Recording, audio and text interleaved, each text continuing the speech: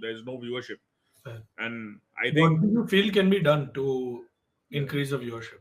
now hopefully that VLT is back, and with Rossi playing in the league, maybe that would bring the viewership. But I think I mean a lot has already been lost. Like I mean I I'm sure doubt. I'm Sorry sure to it's cut you off, but I doubt it's not the VLT yeah, brand anymore. It's the quality of Valorant that our audience has seen. I agree.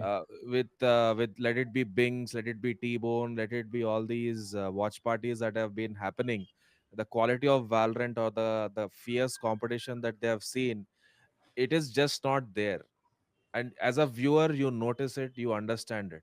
To Even though be you're not playing, you might be a guy who is just a gold or a platinum rank. As long as you're playing the game, you understand the difference between what is up there and what is here, and no, for that sure. discourages you from going ahead and saying that this is pure talent, this is the top tier gameplay which I want to watch going forward.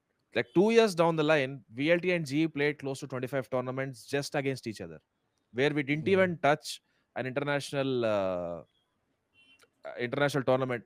Okay, we had PvP, but the game was too young at that point of time. But until LCQ, Right. none of us have actually gone out and seen the wild, wild west that is there in APAC. Yeah. To be So, fair, I think there is one thing that, like, I agree that, GVLT had that monopoly in terms of keeping the scene, like, with the storylines. Like, and me as a caster, somebody who watches, every time there's G versus VLT, I've always got something to look back on because even though domestically you've achieved that much, one thing you said was very correct that until LCQ, until the international circuit opened up, there was no expectation that people had that that an Indian team should do this, should do that. Plus, you guys came third in PvP back then, which was also a significant thing that okay, you know what, we still can compete internationally. It's a new game.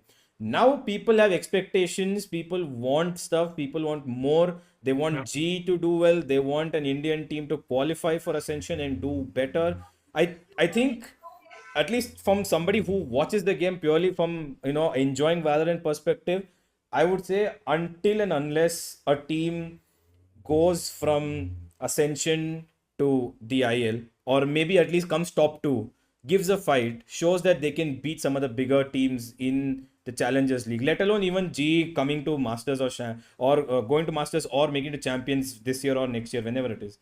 If G makes it to champs, yeah, it's going to be great, but it's not going to be as much of a push as I believe that a VCL SA team can go from ground zero all the way to IL.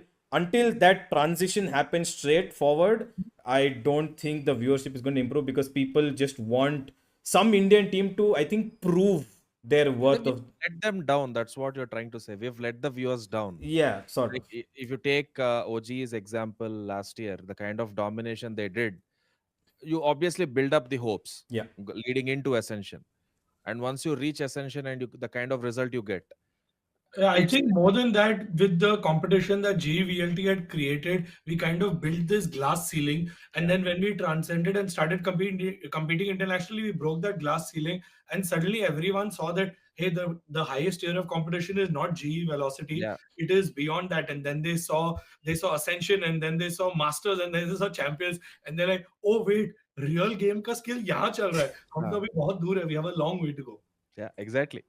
But And that then was suddenly that was also because the publisher at that point of time let esports grow like the way it had to. Like yeah. I mean, they didn't really care about the number of third party tournaments. I remember TEC used to have like a event. It was like a whole IP that they used to have every month, Gauntlet or Right. something like Gauntlet, that. yeah. Yeah. Yeah, They did it for Gauntlet. yeah, 6 to 8, no, yeah, for a year almost they did it. yeah. Yes. I mean, Sky had so many events. They had Right. SCS in Chennai, which was such a good event.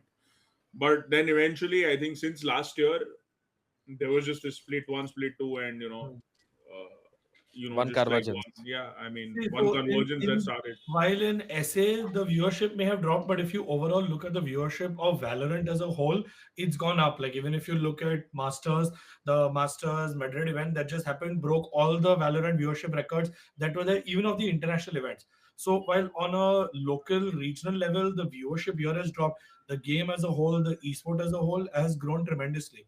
Like I all mean, records again, are broken. that's leading to the point that people want to watch only that high tier stuff. But Correct. that's also classic, right? I mean, they did that with League of Legends also. I mean, And I think we could attest a lot of it to, of course, the storyline being that Sentinels came back to a Masters for the Yeah, first yeah, time after 3 years.